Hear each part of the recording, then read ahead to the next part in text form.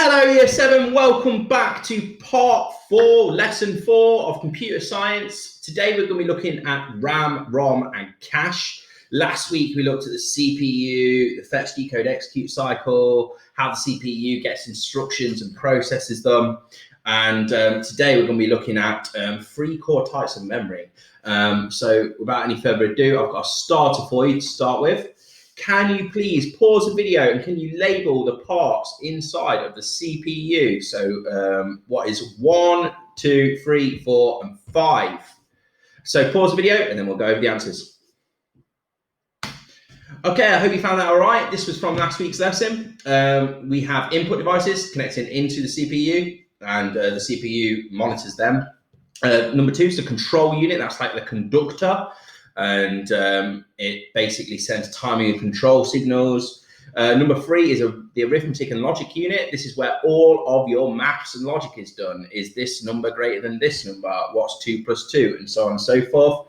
Number 4 is your registers or intermediate access store. They're really small, but super quick, little tiny bits of memory. And we've got output devices as well, because CPU monitors output devices, and also it represents information going into the CPU and then information coming out of the CPU as well. Okay, so random access memory. Now this is just a little chip that goes in your computer, but the CPU goes and gets all of the instructions from RAM, random access memory. RAM, random access memory. So it stores all of the open computer application instructions. We've gone over the hard disk drive, which stores absolutely everything on the computer. So for example, it stores your operating systems, Microsoft Word and stuff like that. Let's say you want to open up Microsoft Word.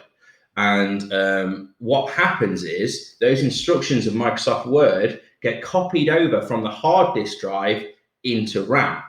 Now, this is because a hard disk drive is really slow. It's got a massive capacity, but it's really slow. So we have RAM, which is quicker than the hard disk drive, to be able to send those instructions to that CPU quickly. So it stores open computer application instructions. However, when the computer is turned off, there's no applications open on the computer. So what happens is RAM is wiped clean. This is referred to as volatile. It means that when the computer is turned off, that is wiped. So, sum up. RAM holds open computer application instructions.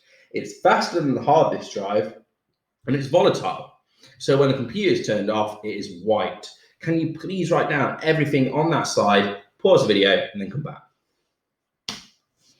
The next one I want to go over is ROM. Now, ROM stands for read-only memory. This is literally in the name. You cannot write to it. You cannot copy files to it. You cannot edit it. It's made in the factory and it's never changed. Now, why on earth would you have some memory that's never changed? Well, it basically stores the startup instructions to the computer. This is called the BIOS. So when you turn your computer on and you see that giant black screen, which is terminal, basically this is where your ROM kicks into place. It stores all of these startup instructions and then ROMs, and so the computer goes into ROM and goes, right, what are the instructions I need to do in order to start this computer? So the first one would be open up the operating system. So say if you've got a Windows PC or an Apple Mac, it will open up that operating system. So the operating system copies over from the hard disk drive into RAM, and then you can actually start your computer and do what you want to do on it.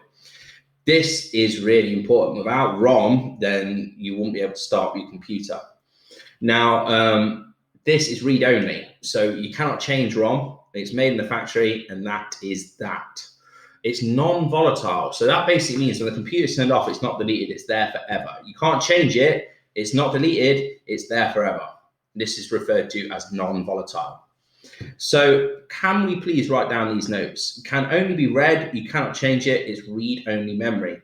Used to store the BIOS, which are the startup instructions for the computer, and non-volatile, which means that the computer is turned off, it's not deleted. So ROM has its own purpose of holding that BIOS, that startup instructions for the computer. RAM has its purpose of storing those open computer application instructions. So you're storing your operating system, Microsoft Word when it's open. And RAM's deleted, so it's volatile, so it's white when the computer's turned off.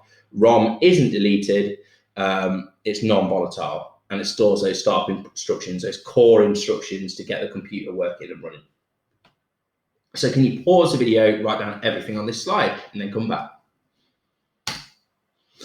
Now, the next form of memory is cache. Now, those registers, and they're little blocks of cache, but the main part of cache is it steps in between RAM and the CPU. So this cache, as humans, what we have is we have the most frequent instructions of being able to breathe, making your heart beat and pump blood around the body. And these instructions are the most common and they happen all the time. And so your body needs these instructions in order to live. Well, the computer with cache is quite similar, but it can still survive without cache. It basically stores the most frequent instructions. So for instance, like refreshing the screen and stuff like that. This is something you're doing all of the time on the computer. And so cache would hold the most common and frequent instructions to send to the CPU. Now, cache is super fast, but it's also expensive. So you're probably thinking, well, why do we need RAM? Because you know, we could have cache in place of RAM, and we could send those instructions to the CPU a lot quicker. Well, yes, technically we could, but it's super expensive and it's very small as well. So we want to have lots of computer applications open and also be able to send them across at a moderate speed. So we have RAM in place, but cache sits in between that and has those most common instructions the computer uses and that they can access quickly. So it's super fast memory that stores the most common instructions in the computer, and it's also volatile. So that basically means, again, when the computer is turned off, it is wiped. Right, so can you please pause the video and write down this slide and then come back? Now I'm going to move my face cam just out of the way slightly. Here is a chart which shows the speeds and how much capacity they can have. Now capacity, that means how much you can store on it. Now the hard disk drive, this has a very large capacity. I can store lots of applications on here. I can store the operating system. It's non-volatile, so it remembers everything when the computer's turned off. However, it's slow. It's really slow. However, it's got a large capacity. RAM is a medium speed, so it's pretty quick. It's quicker than the hard disk drive, and it's got a small and medium capacity depending on how much RAM you have. Usually, on average, it's about between 2 to 4 gigabytes now.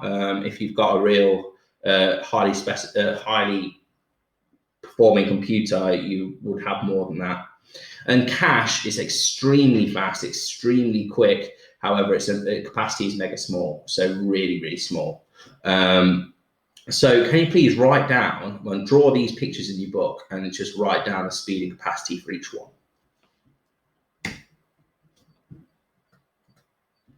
Okay, so now I've got an exam question for you guys. It says, a desktop computer's memory includes RAM and ROM. Tick one box in each row to show whether each of the statements is true or false for RAM. So it says programs and data which are currently in use are loaded here. So is this ROM or is it RAM? So pause the video, answer these questions, and then come back.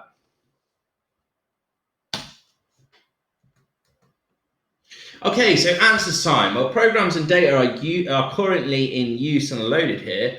This is basically your open computer applications. So this is stored inside of RAM. All the contents are lost when the power is turned off. Well, RAM is volatile, so it's wiped when the computer is turned off.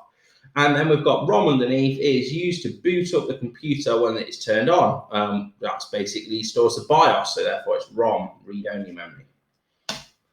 All right, another exam question for you guys. I'll move my face cam out of the way again.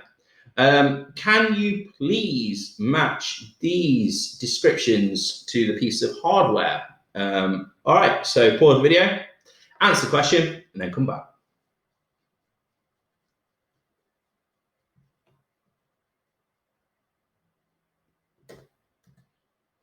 All right, so answers. Well, RAM we've got, this saves all of the instructions of an open computer program. So this is RAM, the bottom one down here. Hard drive, all of your photos, videos, and files are saved onto this. We've got motherboard, that's all of the components are connected to the motherboard. And cache, super fast and expensive memory that's usually placed within the CPU or just on the outskirts of the CPU. All right, so I hope you got those correct. Next week, guys, we will be doing a quiz, self-marking quiz, and which we're really interested in what marks you get to test your knowledge on everything that we've basically been taught during this module. So can you guys please do some revision before doing this quiz and this test?